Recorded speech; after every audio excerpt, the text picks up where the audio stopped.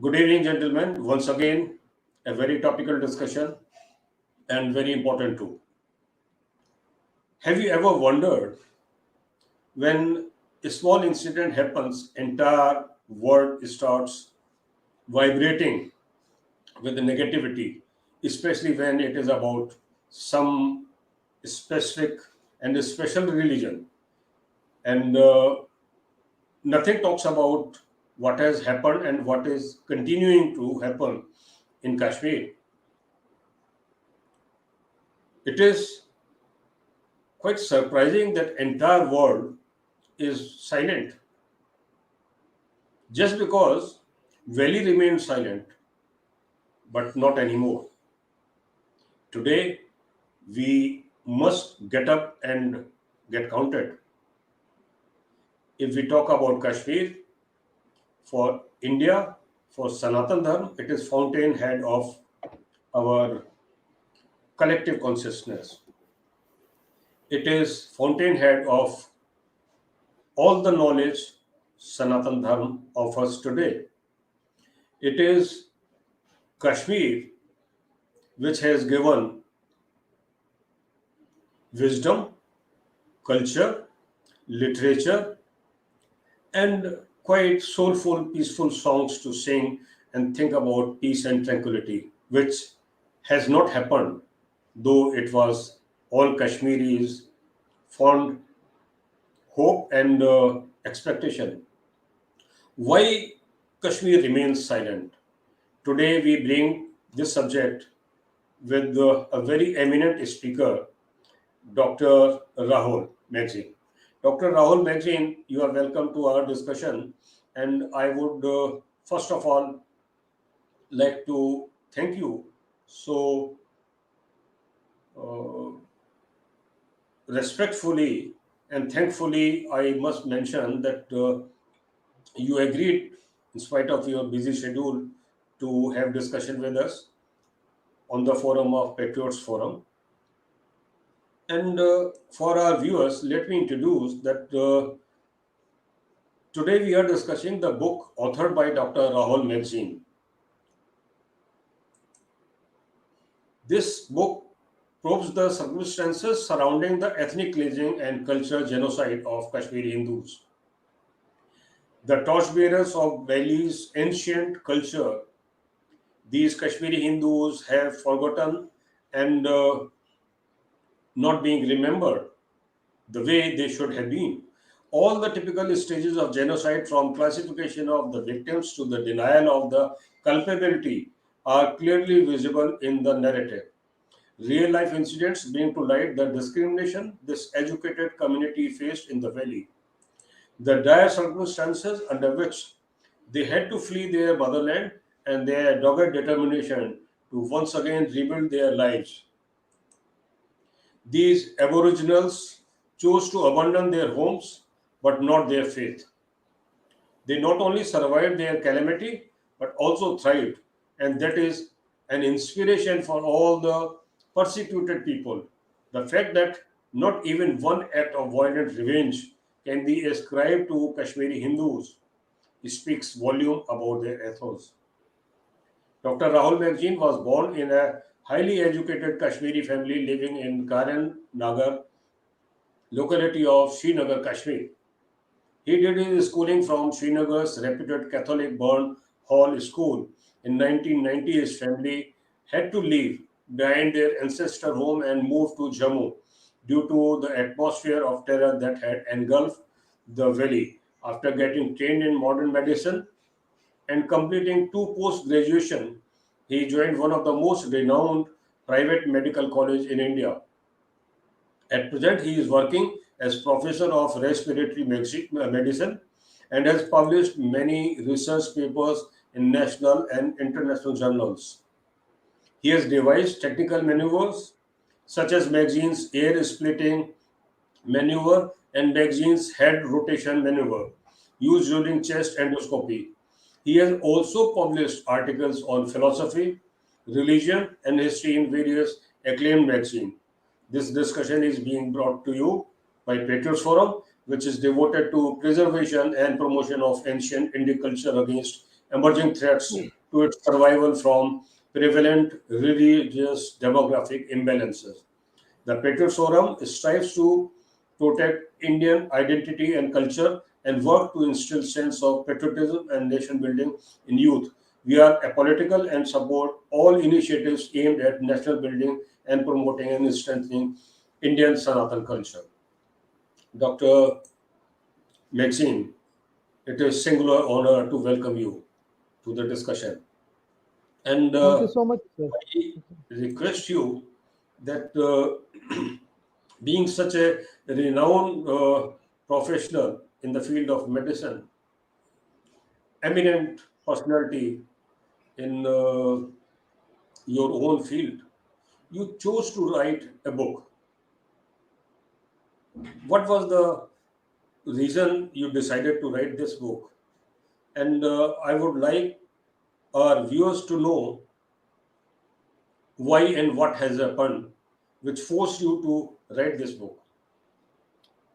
Thank you so much, Captain Tyagi. I'm thankful to the Patriots Forum for giving me the opportunity to share my thoughts. Um, I hope my audio is clear. Yeah, please go ahead. Yeah.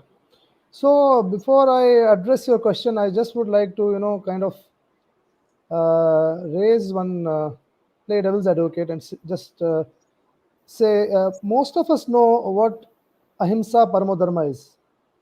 My generation and the current generation all are aware of this verse, but it took me 5 decades. By the time I became 47, did I come to know about the next line. So ahimsa paramo dharma means non-violence is the ultimate dharma. But the next line was never told to us. And that is the power of narrative, how things can be erased, how things can be hidden from you. So the next line says, Dharma hinsa tathaivacha. So too is the violence in service of Dharma.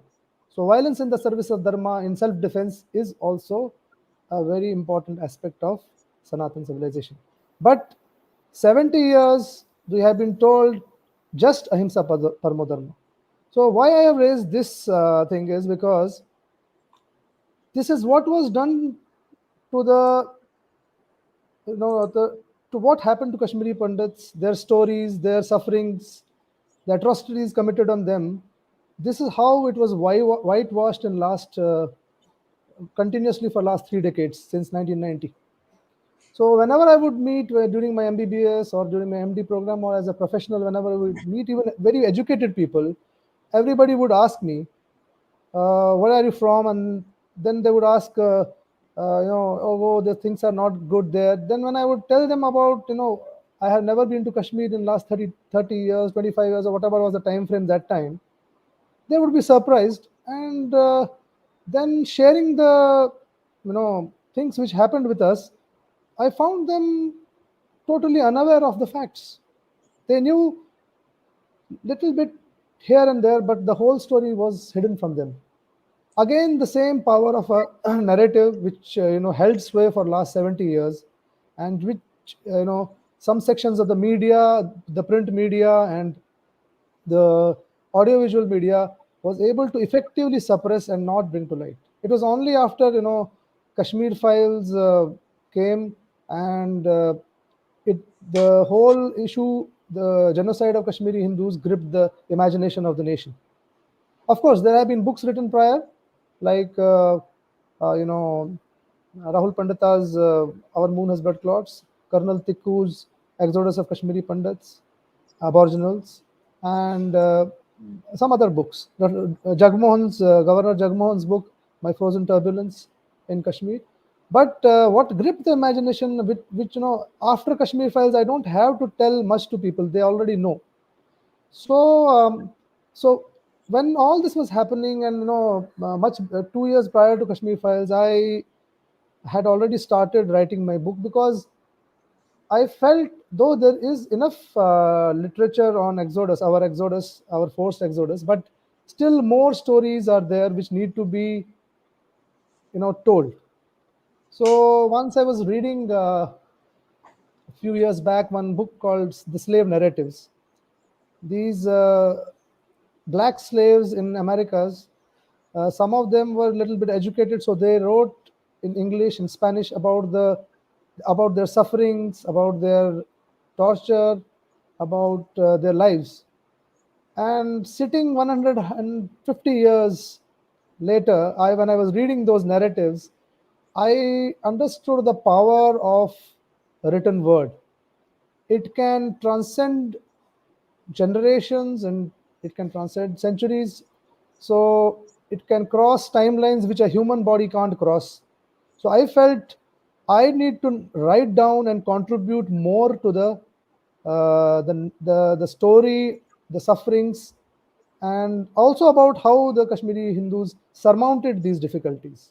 So it was all that which inspired me to, and motivated me to write. Doctor, I am reminded of few incidents in recent past and how these are blown out of proportion, or maybe they deserve to be brought to that level of attention. One is spring uprising. One taxi driver manhandled and caused uprising in many countries. Then another thing, Black Lives Matters. It again, caught attention of many people world over. Recent is that young woman who was against putting on hijab and was forced and beaten mercilessly and later on died. So these lives matter. Kashmiri's lives do not matter at all. Either we are failing in bringing it to that level of attention that entire world will listen. In fact, you have already mentioned, and I also indicated in our opening comment, that a narrative is being created. Today, I am reminded of this genocide, Kashmiri genocide, which is still continuing, is seventh genocide of Kashmiri Hindus. We'll come to that details little later also. But today, you have written a book. Famous personalities have also written book on maybe similar subject. After Kashmir files, maybe people think that nothing more is to be told, nothing more is to be heard and seen. But your book brings something different. So more important thing is how you tell a thing differently, because things what being told have already been told. So you are telling same thing differently. How different your narrative is, if it is called narrative, or maybe it is personal experience. Sir, it is. These are personal eyewitness accounts which I have taken from after doing interviews with 40, 50 people. Some gave one para anecdote, some gave 10 pages of story, and I stitched them together and in an account which is a real life account where my family, what my family members saw. It is not at all a memoir. It is not about my family. It is about our community, the Hindu community in Kashmir, what the individuals saw, what happened to them. So Kashmir files, as a researcher, we do studies, we do cross-sectional studies, which are one point study. At one point of time, we call them cross-sectional studies, and then there are studies. There are longitudinal studies. That means they go over a long period. So what I have tried to do, in this book is, I have tried to start the journey of the reader from Mahabharata time, and within a few pages, because these days many younger generation don't have time to read history, or not interested. So in a very in a crisp manner, within 4 or 5 pages, I bring them to 47, and then the book moves within another 20 pages, reaches 1989, 90. Most of the book, 80% is 89, 90. Then in the end, it goes up to 1919, 2019, until the CAA protests. And how CAA protests are linked with this, I have raised a question, which when the reader reads the book will be forced to think about it. So what I bring differently from Kashmir Files and material like that is it is more of a longitudinal over a period of time, and I use small incidents, and I use longer stories to give the reader a peek into what was the mindset of the Kashmiri society. What was the mindset of the Kashmiri society prior to 8990? Even though most of the book is 8990, but prior to that, what was the mindset? How the whole thing was building up in front of the eyes of government of India and state government, but nothing was done. So it gives a 360-degree view of the society.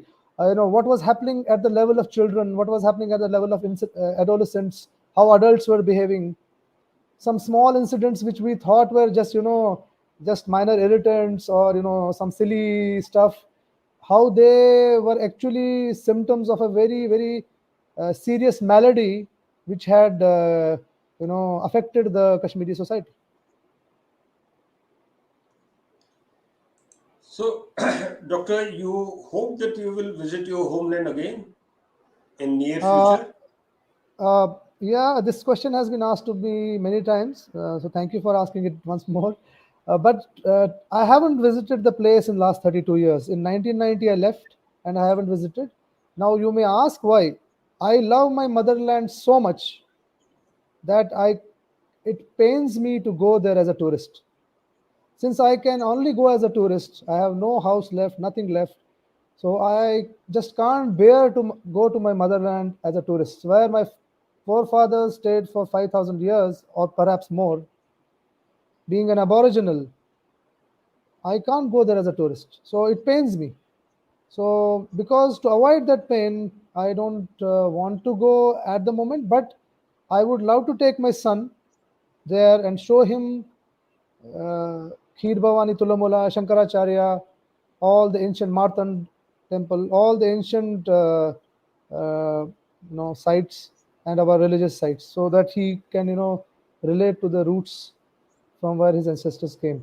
But so far as I am concerned, it is a painful experience. None of my family members, my father, mother, nobody has gone there in last 32 years. In fact, you are very honest, Doctor. One of my friend mentioned similar thing. In fact, if it was copy and paste, maybe it was copy and paste. And he said that I would not go there as tourist. I'll go there as a part and parcel of that place. And when we talk about Kashmiri migration, it is not Kashmiri migration again. For all those years since 1990, people have been referring more so politicians and bureaucrats. They have been calling it migration, whereas uh, even illiterate person and very illogical person will also not call it migration. Someone who is at gunpoint asked to leave the house, woman, and property just like that. He cannot be called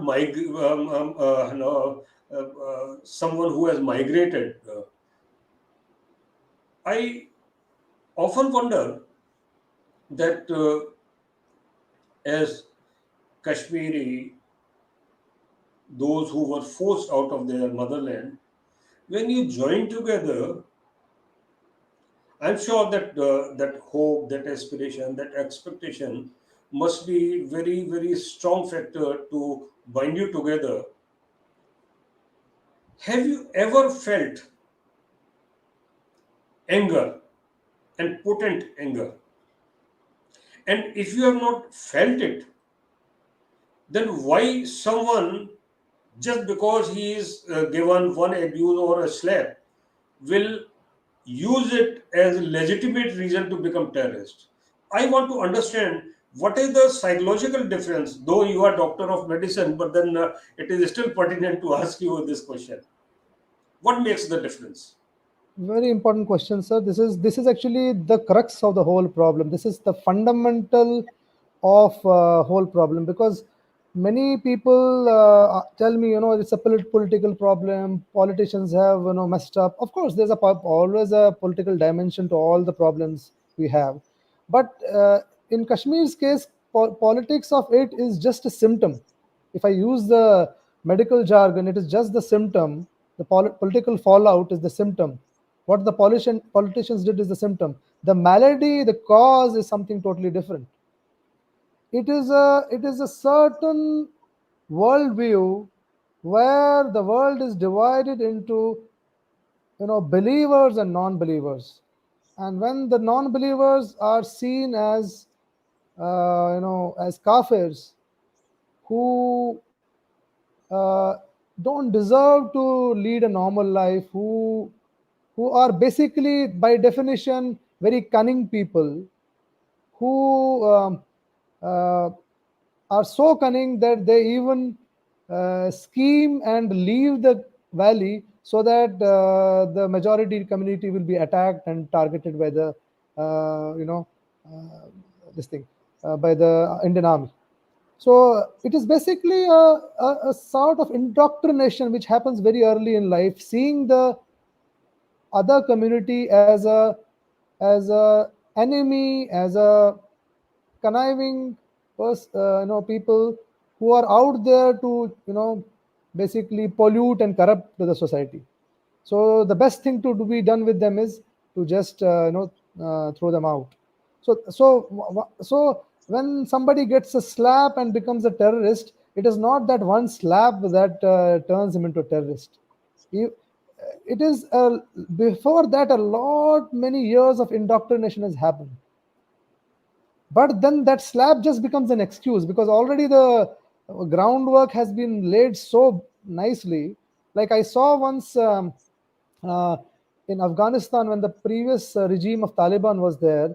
I saw then the Taliban had caught hold of a spy, some so-called spy, and they pinned him down. Some 3 4 adults pinned the spy down.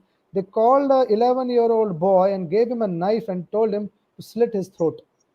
Now, if 11-year boy gets that kind of training, he or she, whoever that person is, will become a ferocious person in the end, unforgiving, and that boy will never become a normal human being, a forgiving human being, somebody who will know how to love. So how you handle your youngsters, that matters. Slaps and kicks are there just excuses. Now coming to Kashmiri Hindus, why a slap did not or so much worse happened to us, but we did not pick up weapons, because that was our ethos, that was our upbringing. Live and let live. Acceptance of all cultures, all cultures. Swami Vivekananda very famously says, that in our scriptures it is written that all different religions are like or different thought processes or philosophies are like different rivers which eventually go into the ocean, meet the ocean. So all religions, as per our upbringing, they are all valid, they are all equal, and they all take us to the Almighty. The spiritual Doctor, experience, as if very Swami difficult question Vivekananda, here. pardon, sir. Sorry, before I forget, the most difficult question of this discussion. Now, today, do you feel it was your strength or weakness for not taking up weapon and reacting the way atrocities were put on you and you were forced to leave your motherland? Was it your strength or was it your weakness? As a community, I'm So, talking. yeah. If you see from the point of view of the outcome, then you can say it was our weakness. But actually, if I analyze it deeply, I think it is neither a strength or a weakness. It is basically how do you grow up, on what value systems you grow up, and what is the kind of backing you have. Like I can tell these Kashmiri youngsters, they crossed over to Pakistan and got trained, funded, and they came back and started hunting for innocent victims. But there was, forget about training and supporting the youngsters from our community, there was nobody even bothered. So you can't expect, an unarmed, untrained community to, fight a very well-trained, force. So I would say it was neither a weakness or a strength. It all depends on the setting. The Sikhs have emerged from the Sanatan fold, and they are the fiercest and the most gallant fighters. Whereas, we are many times told that, Sanatan civilization got bashed up by Turkish invaders. But Maharaja Ranjit Singh took the fight into Kabul. Hari Singh Nalwa went up to Kabul. So they are the same people, but how handle them? So nobody bothered about us that time. Nobody. There were youngsters. I was young. I mean, it was just a feeling, but there were youngsters when I was in the camp school who were saying, I want to pick up weapons and give them back. They were like 17, 18-year-old kids, hormones running high, so they could say such things. But if somebody had exploited that sentiment, they would have become terrorists and poor guys would have died. But at that time, it was a weakness. If I answer it that way, it was a weakness. But now it is a strength, because now many of us have done very well in life. We are serving the societies where we are working. We're contributing to the societies. Many people are now in positions where they can influence decisions if they want to. I don't know how many are doing, but today I am writing. I have written a book. I'm a professional. So I feel, rather than firing bullets, if we just fire thoughts and it can change some minds, that would be a bigger achievement. To say it philosophically, of course, not being an armed community, we were at the receiving end. There's no doubt about it. But then that was a situation where majority Kashmiri, which are now in minority, they were fed opiate of Sufism. And this concept of Sufism was never bought by Muslims. So Muslims never believe in Sufism the way we take Sufism to be, as if it is broad-minded, all assimilating and taking everyone along. No, it is only for sole purpose of spreading Islam. Anyway, I'll go to different side.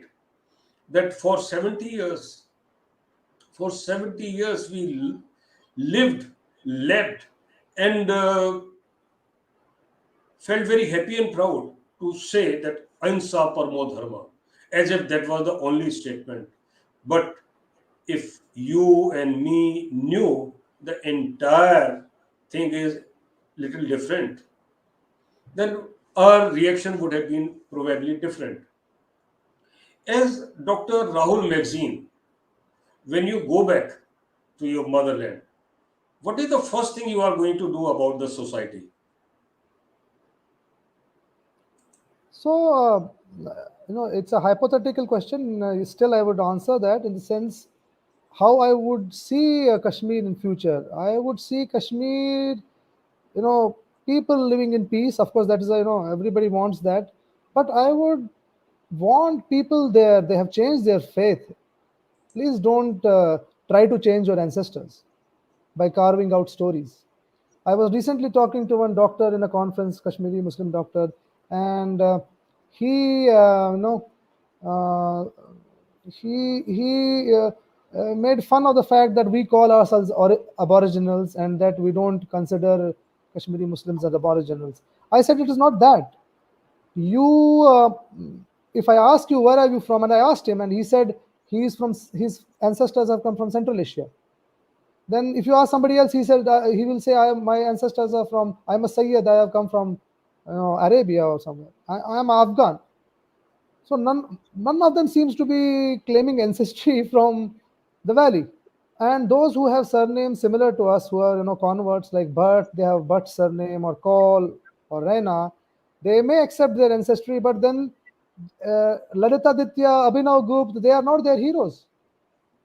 They don't own them up. So the only people who own Lalitaditya, Abhinav Gupta, Kashmiri Shaivism, who still follow the aboriginal practices of Kashmir, are Kashmiri Hindus. So we are the aboriginals. So what I want is that the Aboriginal culture should be accepted, that it is a Sanatan land, but of course people have changed their way of praying. That is okay. There is no force in that. Only thing one has to do is, if they just accept that there as our ancestors were same, I think most of the problems will go away. But the kind of narrative which is being pushed, the kind of indoctrination that is being pushed there, I don't think that is happening. Actually, it is going in the reverse direction. It has become bad to worse, what I get reports from. And Kashmiri society has become very violent internally.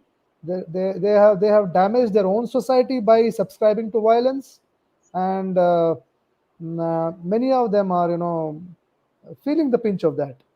But then they are not still realizing the mistake they committed. It is just accepting that the ancestors, we are common ancestors, but we pray differently now.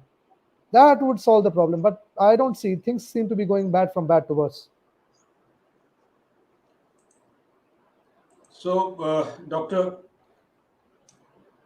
the stories are need to be told, retold. We need to share with youngsters the glorious past and even more glorious future ahead of us, waiting for us. This will be possible only when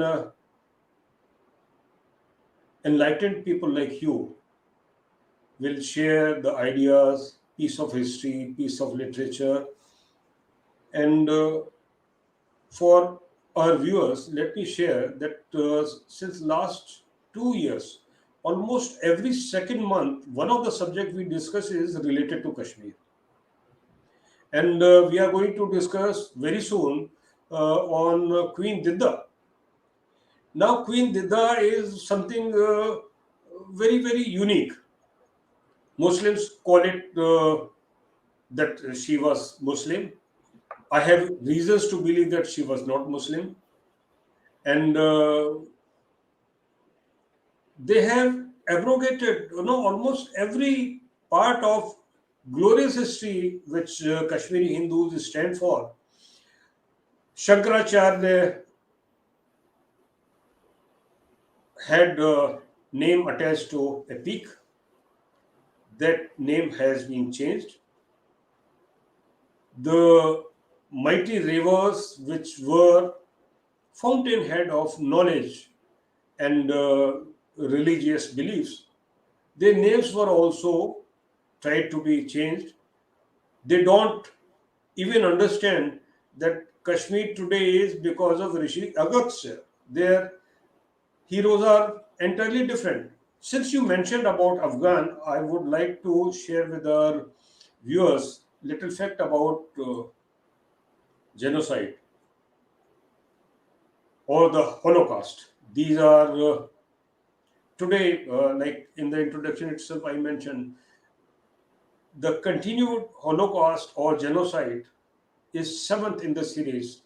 Kashmir has already had six genocides in past.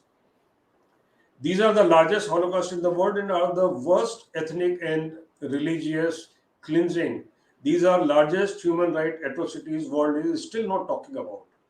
So according to historian K.S. Lal, between Mahmud Ghaznavi's invasion of India in the year 1009 and the first battle of Panipat in 1526, about 80 million Hindu people were killed by Muslim invaders. According to Indologist Coinard Elst, the approximately 20 million Hindu casualties up to Abdali's invasion of India can easily be added. This trend continued till the partition and liberation of Bangladesh, be it the fort of Chittor or at Noakhali, Somnath, or the Hindu Kush mountain ranges. The history of subcontinent has been witness to such a long and heinous massacres. Due to such a large number of Hindu genocide, American historian Will Durant called the Muslim invasion of India the bloodiest chapter of human history. Even Pakistani writer Irfan Hussain says that the invaders did not show even the slightest mercy to Hindus. He writes that the hands of Muslim invaders are so stained with blood that it is not possible to remove this stigma of history. Even today, symptoms are same. Even today, signs are so vivid. The blood on their hands cannot be washed away so easily. But yet, world remains silent. Once again, to your book, Doctor, who is the publisher and whether it is available on e-market? Can Yes, it sir. be bought online? Yes, sir. So I was lucky enough to get a fantastic publisher. It's called Saber and Quill, and these are army veterans who have made a publishing house, and they have done a fantastic job in hand holding me through the publication process, and come out with a very well laid out and well organized book. And this book is available on Amazon, worldwide, anywhere from worldwide it can be purchased. And the Kindle edition, the e-edition, is also available, which can come down to your Kindle devices or even on your mobile. If you download the Kindle app, you can read it on your mobile. And the Saber and Quill publishers also um, sells the book directly to you, and they give a 10% discount if you buy from them.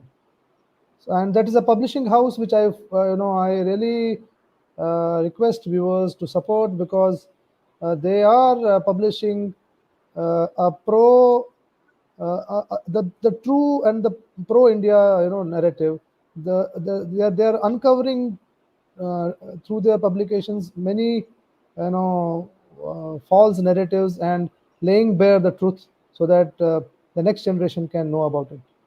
So it is a duty of all of us to support. I'm not talking about my book. They have many publications, other publications, fantastic 1971 war, about Kashmir. There are many publications. There are many publications they have which talk about our gallant heroes, our you know our army men, our soldiers. That's one institution as a Kashmiri I really respect, because if I am alive today here, it was because there was Indian army out there. Otherwise, the same butchery which happened under the sultans would have happened. It was only the Indian army soldier from the mainland India who was standing between me, my family, and the terrorists on the other side. So salute to them. Doctor, I will share the link, Amazon link, and the details about the publisher in the description box. So viewers are advised to see the description box where you will find the link to buy the book through Amazon, and also how to contact the publisher. Thank you very much for that detail. Again, I will share an observation, a warning, another Kashmir in making. And you may like to respond, though it is not related to the subject we are discussing, but then still it remains pertinent because people need to be very wise and alert on what is happening. And the observation is from someone who is known as, and this is displayed also, who is known as Dr. Parasnath 74. And he is giving advice or warning, whichever way you take it, that next Kashmir in making is Kerala and West Bengal. Your comment, please. Yes, I would agree with that statement, because the kind of indoctrination that is happening in those areas, the kind of infiltration, particularly in Bengal side, of illegal migrants, which is happening, and they are being given even voting cards and Aadhaar cards, and the kind of agenda they bring in. So I would say yes, Bengal is a hotspot at the moment, and Kerala, we have seen people from Kerala going to ISIS, and There was an incident I remember a few years back when one Kerala person was found in Kashmir also fighting the Indian army. So again, these are all border areas or coastal areas, very strategically placed. Our enemy knows that if they make these areas unstable, then Indian nation will be always firefighting inside, and we can never have our attention to the outside. So I would agree with that statement. Two things are happening. One is in Kerala and other one is in West Bengal. In West Bengal, there is political ambition, and a certain lady wants to be great leader of Bengal, which to her own crooked imagination would be called Greater Bengal someday, and she wants to be undisputed leader of Greater Bengal. That is her political ambition. And the driving force is again same which was in Kashmir, Nizam-e-Mustafa. It is all about Nizam-e-Mustafa. And this Nizam-e-Mustafa is in very naked form is available to be seen in Kerala. So what has happened in Kashmir would happen in West Bengal. It is not corrected. Then it may happen within 5 years. Not as someone who is associated with the Patriots Forum, as a keen student of social dynamics and professional in industrial security and homeland security. These are my very responsible observation that 5 years is the time for West Bengal if it is not checked and their program goes through the way they have planned. And Kerala will also follow, though they have initial setback now because of PFI being banned. PFI was very, very active in Kerala, whereas in West Bengal it was behind the curtain. So there are two different roles and two different responsibilities undertaken by PFI. That's why timeline is little different. Kerala is slightly behind, maybe 7 years or 10 years. So Nizam-e-Mustafa will happen in conclusion comes that the Ghazwa Hind will happen, and this will be by every jihadist and every supporter all over the world. This is the project, declared project. How everyone in the society should counter it, that is something we have to understand and spread good word around, because it is not only one state, it is integrity and independence of entire country. So back to your book, Dr. Rahul. I have seen prologue, and it was adorned with those typical Kashmiri Hindus earrings, and I don't know, I don't remember now what these are called, and that Yeah, these are, you can say it is the Mangal Sutra of Kashmiri Hindu women. true. They It have a is they have a typical symbolic name. of a lady being married, uh, Yes, sir. typically like Mangal Sutra. So Yes, sir. Kashmiri Hindu Pandit's identity is with that. That was prologue. I have read. Uh, let's share what is the epilogue. So, in epilogue, because till the 15th chapter, that is the festering wounds, I basically, put in all these stories and all these eyewitness accounts, and have weaved a story out of it, which gives a reader a peek into the mindset of the Kashmiri society. In the epilogue, I basically, sum it up And then I again share a few incidents where, but these incidents or these stories or these anecdotes are basically about how Kashmiri Hindus surmounted the difficulties they were facing. Because that aspect, many times we are only told about victims, victims, victims. Correct, we are victims of jihad which was waged on us. But then there is something positive, something which any persecuted society should learn from us also. How we rebuild our lives. So I will briefly touch that also. Plus, I also talk about uh, the आज़ादी slogan हम क्या चाहते हैं आज़ादी है हक हमारा आज़ादी हम छीन के लेंगे आज़ादी I again talk in epilogue because this slogan 30 years back in 89-90 I had heard as a teenager, and then I again heard it 32 years later in a particular setting which I mentioned in the book, and that raises a lot of question. And that the reader, once he reads the whole book, will probably be able to make a judgment of why that same slogan was raised 30 years later in a different setting in a different state, which was far, far, far away from Kashmir. So that shows the perseverance of the anti-India forces, how they are persevering, how they are continuous, how they don't waver from their objective. They may calm down for a moment. PFI being attacked may calm things for a moment, but these guys are persistent.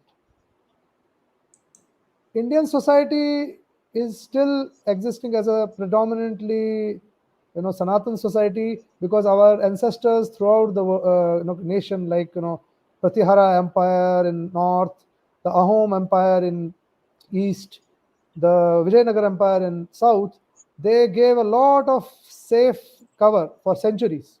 That's why we have survived. So we have fought back, but still we lost territories. Like Afghanistan was once part of our country. We lost,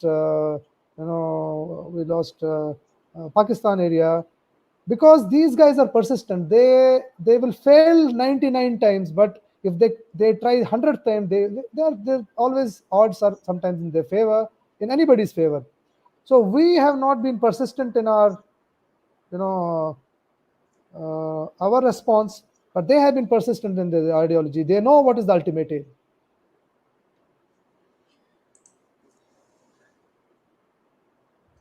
If not now, then when? Kashmiri Hindus have legitimate right to be restless and angry. And this must reflect. Do you never get impatient? Do you never get angry? Do you never feel your right to retaliate? Why so? Sir, if you are talking personally, I'm not talking for the community, but if I talk personally, there has not been a day in last 32 years I have not been angry. I have been angry for last 32 years. Kashmir files coming soothed my anger a little bit because nation was not listening. My anger was first with my own brothers and sisters who are not listening. That is my anger first, because once my brothers and sisters are united, then solutions will come. This book has been written for the next generation, so that they realize what dangers can come to them. We have rebuilt our lives. We don't need anything to do with I'm talking personally. I don't need anything to do for anything. I'm well settled in life. But why I wrote this book is because that anger never came down. Because many people told me, why have you written and the valley remained silent? The whole nation remained silent at that time. But thanks to social media, no more of awareness is coming. There was media at that time, and print media which blocked our story. Now social media has got around that and has reached thousands and lakhs of people. So now is the time to listen and digest what has happened over last so many centuries. Kashmiris, what happened to Kashmiri Hindus is a small, very, very minuscule part of the whole problem. The killings in West Bengal were much more horrendous. So this is just a small ahuti from my side towards the genocide literature. There is many more genocide, Mopla, as you said, so many things. So I am angry from that aspect. I understand why the nation didn't listen that time, because they were not allowed to listen. But I'm happy now the nation has started to listen. Yes, Doctor, I feel that I must mention here that today, when we talk about why Valley remains silent, I can assure you, because I have feelings, and those feelings may be very acutely received by you, being part of victim community, that this valley is not going to remain silent for a very long time. I am not indicating that there will be violence, there will be massacre, there will be retaliation, revenge, and all. But I know that when someone like you, which represents average Kashmiri displaced person, you have picked up the broken pieces of your life and rebuilt a beautiful painting. Same way, the valley would vibrate with soulful music and songs. There will be chants of Sanatan Vedic prayers, and I hope and pray to God that all these would be part of reality very soon. Only thing is that we have to remain very careful, cautious, and see that there is nefarious design. Once again, one of the viewer mentioned initially, doctor mentioned about West Bengal and Kerala, and he added Telangana also. There will be many states added to the list if we fail to react and respond. We must react and respond the way which are permitted while being still within the limits of law. We are peaceful community. We believe in law. We believe in constitution, but we also strongly believe in our rights. And now is the time for everyone to realize how to fight for the rights while still being on the right side of the law. So, thank you very much, Doctor, for being part of the discussion. Appeal to viewers, get to the description box, get the link of Amazon to buy the book, read it, refer it, see the details of publisher who has done a wonderful job, and appreciate the efforts of Dr. Rahul Magazine. Thank you very much for being part of this discussion. Today is maybe after 7, the auspicious time of Dhanteras will start. Dhanvantari and Kuber, both of them are worshipped during Dhanteras. May it bring prosperity, happiness, wealth, and health for everyone. Thank you very much for being part of this discussion. God bless us all. Thank you, sir. Thank you. Jai Bharat. Jai Ram.